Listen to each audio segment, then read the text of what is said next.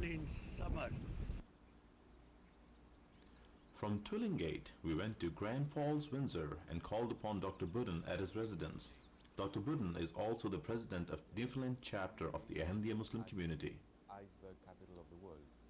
He shared some Many insights on tourists, Twillingate with us.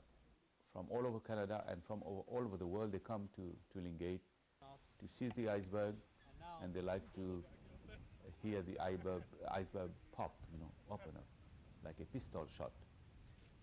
So this is a very great attraction, and I'm not going to lecture on iceberg, but this much we should know that these icebergs that come here, they break away from Greenland glaciers, and then they come through the Labrador Sea towards the north of Newfoundland. But they are about 25,000 years old. They are very, very old. Right? And nowadays we are having many more icebergs, and we feel it's because of global warming. Dr. Budden also led the delegation to the medical facility where he practices as a neurologist. I am a neurologist. We prefer to say I am specializing in neurology rather than using the term a neurologist, because for sure we cannot cure all patients, we cannot treat all diseases, so we are still trying to perfect ourselves in that science. Dr. Budden's passion to serve the ailing reflects in this plaque, the likes of which are common in medical facilities and hospitals around Canada. This plaque recognizes the Ahmadiyya Muslim community's efforts for the betterment of mankind.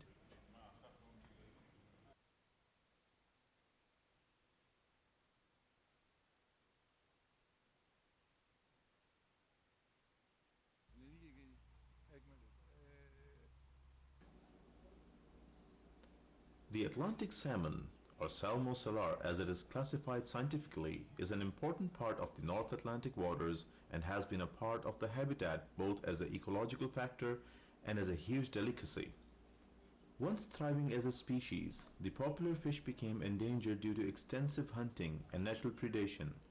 To ensure its survival and the revival of its life cycle, preservation and interpretation centers came about.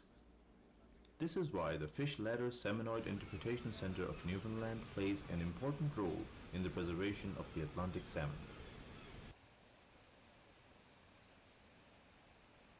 You're here at the Seminoid Interpretation Center, where salmon make their annual spawning migration from June to September. So these are wild Atlantic salmon coming in from the ocean. They're coming in from up the coast of Labrador and Greenland, entering into the Bay of Exploits down in Botwood and heading up to the spawning grounds. So they will spawn in October. Some will head back to sea after they spawn. Some will overwinter and head out to sea in the spring. Most of the salmon on this river are grilse.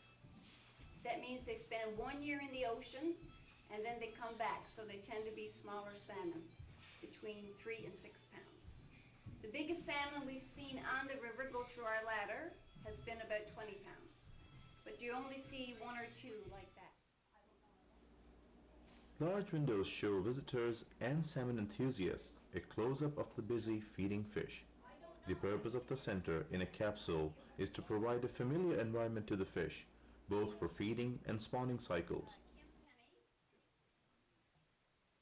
Using their natural method of jumping into bypasses in search of fresh water, yet unaware of the caring gaze of their human benefactors, the salmon use this diversion system built in 1987 to carry on their journey.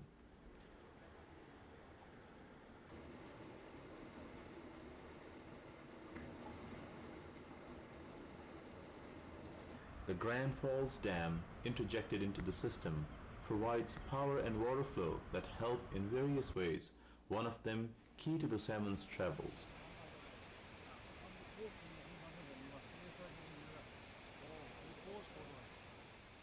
About 20,000 salmon use this bypass each year, spawn and feed, and are on their way to open waters of the Atlantic.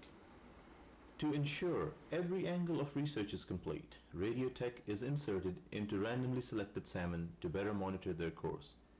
With the numbers of the fish returning to more assuring levels, the salmon's survival and through the mere facilitation of its habitat and migration is ensured. This is the way it should be, if alone for the reason to keep the balance in God's wondrously gifted world.